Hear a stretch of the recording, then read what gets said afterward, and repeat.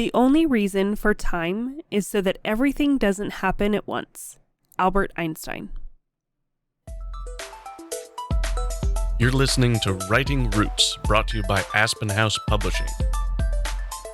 Welcome to Writing Roots. I'm Lee Hull. And I'm Lee Esses. Our episode today is all about time once again. Our story structure that we're going to focus on is the Rashomon style structure. This is how I first learned about the story structure, is from I believe it's Japanese play called Rashomon that takes place during a trial. The trial is based around a sexual assault allegation. Each side tells their own version of the story. The victim, the person she's accusing, a witness, and I think law enforcement. I believe there were 4. They each take the witness stand and go, this is how events happened.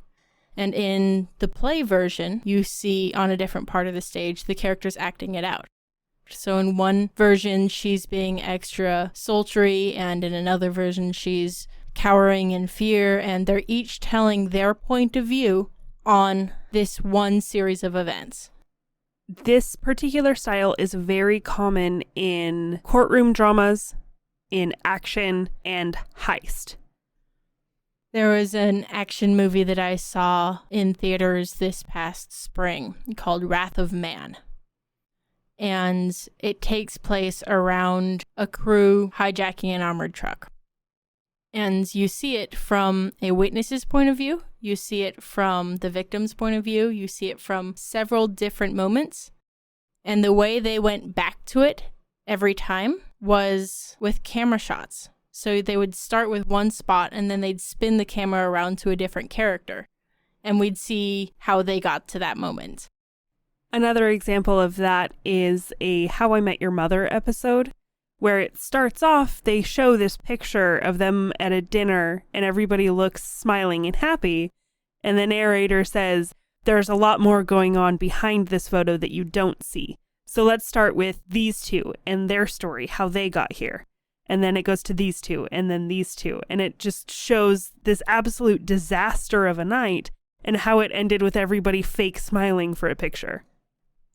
The key to Rashomon style storytelling is a single event. The picture, the heist, the assault. This one moment that is the pivot point for all of the other actions in the rest of the story. It's not like a parallel story structure where you're leaning toward a moment and you don't know how it's going to end up.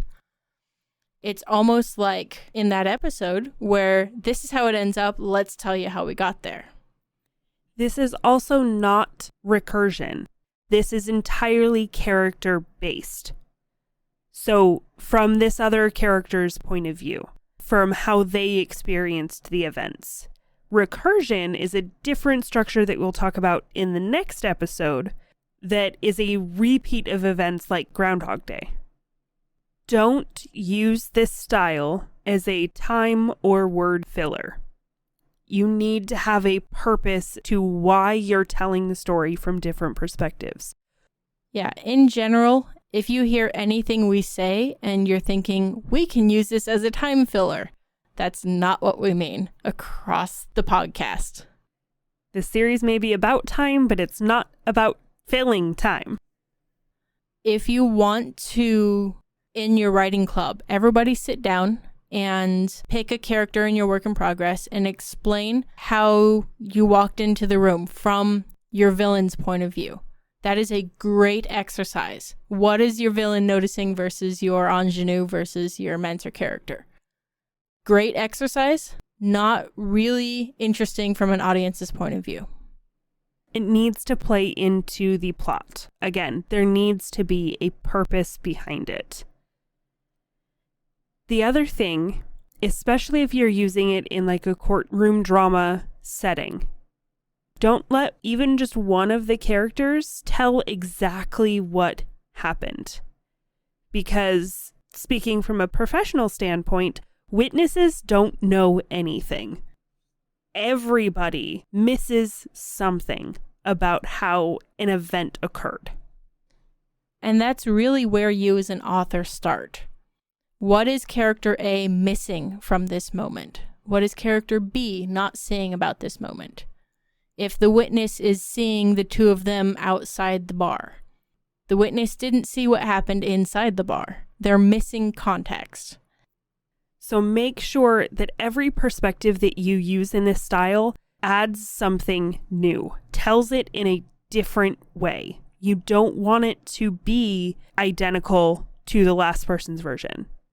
So if you have two different tellings that are basically the same with only minor changes, consider combining those two into one. So we've talked a fair amount about what not to do. How do I actually use it?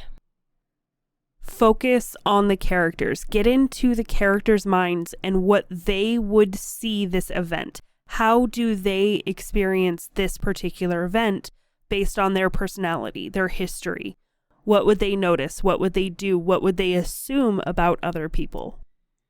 The reverse, and therefore kind of the same point, would be whatever you tell about what this character notices also tells about the character themselves. Hey, she was wearing a red chiffon dress that was blah, blah, blah. We know that's probably not going to be one of my characters who's saying that. It's going to be somebody who knows how to spell chiffon. That tells about the character.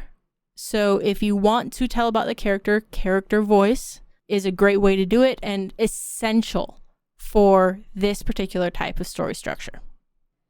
So if you have a stereotypical male, they're not going to notice that red dress was chiffon, but they will notice it was a very sexy red dress.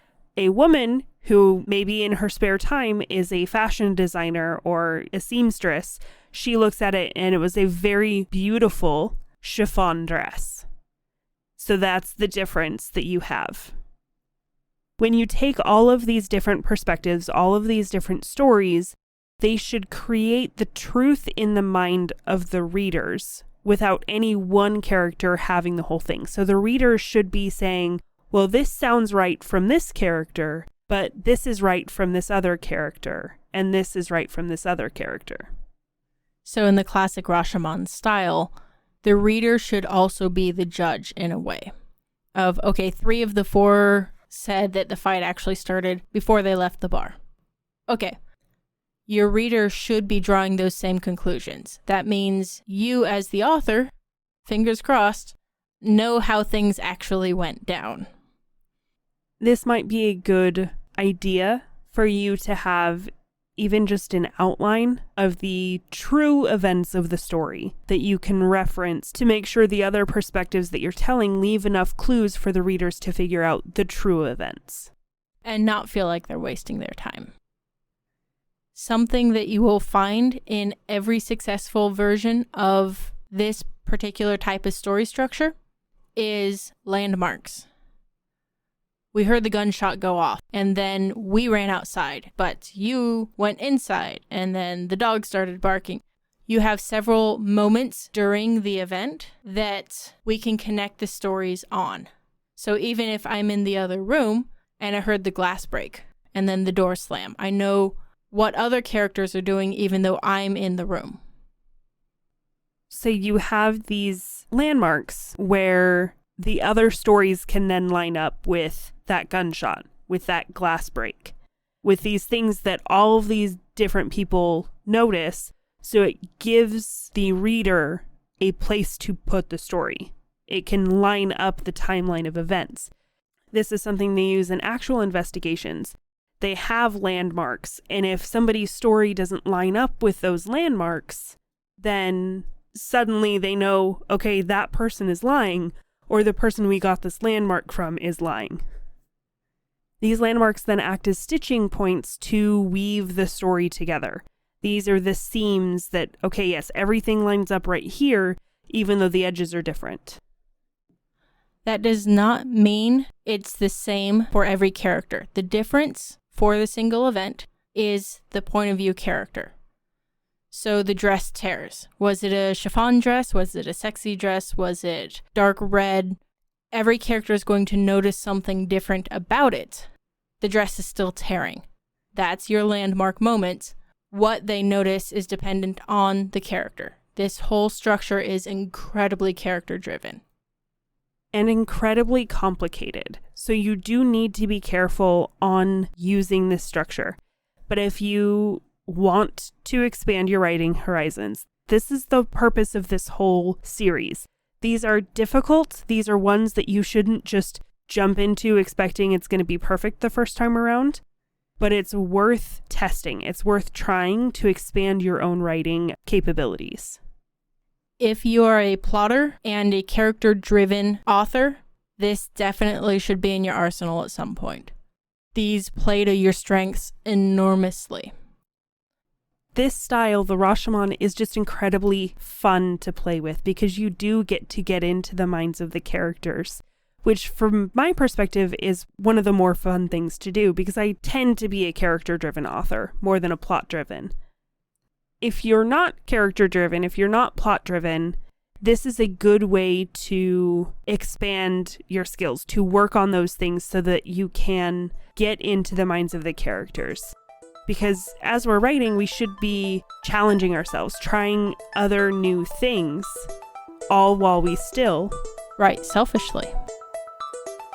If you have a question or comment for our hosts or a topic you'd like us to cover, send us an email at writingroots@aspenhousepublishing.com or find us on Facebook by searching for Aspen House Publishing.